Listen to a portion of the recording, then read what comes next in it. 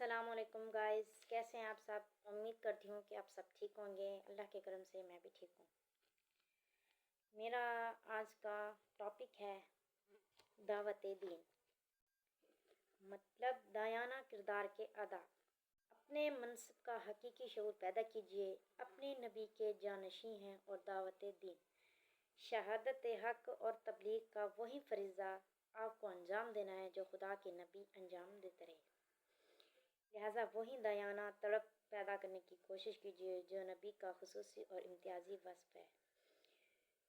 قرآن کا ارشاد ہے، اس نے تمہیں منتخب فرما لیا ہے اور دین کے معاملے میں تم پر کوئی تنگی نہیں رکھی۔ پیروی کرو اس دین کی جو تمہارے باپ ابراہیم کا دین ہے۔ اس نے پہلے ہی تمہیں مسلم کے نام سے نوازا تھا اور اسی سلسلے میں کہ رسول صلی اللہ علیہ وسلم تمہارے لیے دین حق کی شہادت دیں اور تم دنیا کے سارے انسانوں کے سامنے دین حق کی شہادت دو۔ یعنی امت مسلمہ رسول کی جانشین ہے اور اس کو وہی کام انجام دینا ہے جو رسول نے انجام دیا۔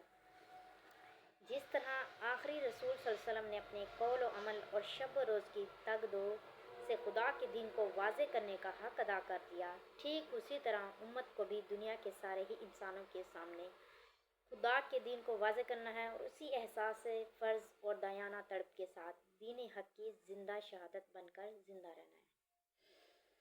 اپنی اصل حیثیت کو ہمیشہ نگاہ میں رکھیے اور اس کے شایان شان اپنی زندگی کو بنانے اور بنائے رکھنے کی کوشش کیجیے۔ فہم جاری کیے رکھیے، اب دنیا کی عام امتوں کی طرح ایک امت نہیں ہیں بلکہ آپ کو خدا نے امتیازی شان بخشی ہے۔ آپ کو دنیا کی تمام قوموں میں صدر کی طرح رہنمائی کا مقام حاصل ہے۔ آپ ہر افراد و تفرید سے پاک خدا کی سیدھی شاہراہ پر اعتدال کے ساتھ قائم ہیں۔ قرآن میں ہے، اور اسی طرح ہم نے تم کو ایک امت وسط بنایا ہے تاکہ تم سارے انسانوں کے لیے دین حق کے گواہ بنو اور ہمارے رسول تمہارے لیے گواہ ہیں۔ اپنے نصب العین کا واقعہ علم حاصل کیجیے اور شرح صدر کے ساتھ اس کو اپنانے کی کوشش کیجیے۔ خدا کی نظر میں امت مسلمہ کا نصب العین قطعی طور پر یہ ہے کہ وہ کامل یکسوئی اور اخلاص کے ساتھ اس پورے دین کو قائم اور نافذ کرے جو حضرت محمد صلی اللہ علیہ وسلم لے کر آئے اور جو عقائد و عبادت، اخلاق و معاشرت اور معیشت، سیاست، غرض انسانی زندگی سے متعلق تمام ہی آسمانی ہدایت پر مشتمل ہے۔ نبی صلی اللہ علیہ وسلم نے اپنے مبارک دور میں اس دین کو اپنی تمام تفصیلات کے ساتھ قائم فرمایا۔ آپ نے عقائد و اخلاق کی تعلیم بھی دی، عبادت کے طریقے بھی سکھائے، دین کی بنیادوں پر سماج کی تعمیر بھی فرمائی اور انسانی زندگی کو منظم کرنے اور خیر و برکت سے مالا مال کرنے والی ایک بابرکت اسٹیٹ بھی قائم کی۔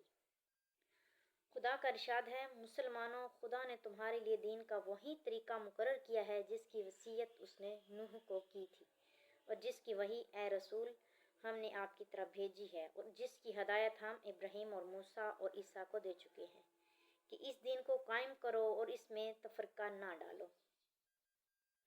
برائیوں کو مٹانے اور بھلائیوں کو قائم کرنے کے لیے ہم وقت کمر بستہ رہیے، یہی آپ کے ایمان کا تقاضا ہے اور یہی آپ کے ملی وجود کا مقصد ہے۔ اس مقصد کے لیے زندہ رہیے اور اس کے لیے جان دیجیے۔ اس کام کو انجام دینے کے لیے خدا نے آپ کو خیر امت کے عظیم لقب سے سرفراز فرمایا ہے۔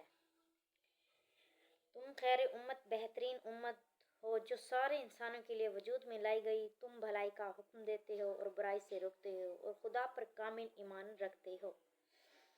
نبی صلی اللہ علیہ وسلم کا ارشاد ہے، اس ذات کی قسم جس کے قبضے میں میری جان ہے، تم لوگ لازماً نیکی کا حکم دیتے رہو اور برائی سے روکتے رہو، ورنہ ان قریب خدا تم پر ایسا عذاب بھیج دے گا کہ پھر تم پکارتے رہو گے اور کوئی سنوائی نہ ہوگی۔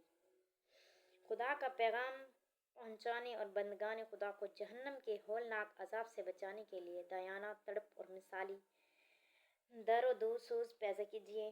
نبی کی بے مثال تڑپ اور بے پایہ درد کا اعتراف قرآن نے ان الفاظ میں فرمایا ہے، شاید آپ ان لوگوں کے پیچھے اپنی جان ہلاک ہی کر ڈالیں گے اگر یہ اس کلام ہدایت پر نہ لائیں۔ اور نبی صلی اللہ علیہ وسلم نے اپنی اس کیفیت کو ان الفاظ میں بیان فرمایا، میری مثال اس شخص کی سی ہے جس نے آگ جلائی اور جب اس پاس کا ماحول آگ کی रोशनी से चमक उठा तो ये कपड़े पतंगे इस पर गिरने लगे और वो शख्स पूरी कुव्वत से उन कीड़े पतंगों को रोक रहा है, लेकिन पतंगे हैं कि उसकी कोशिश को नाकाम बना देते हैं, आग में घिसे पिटे रहे हैं।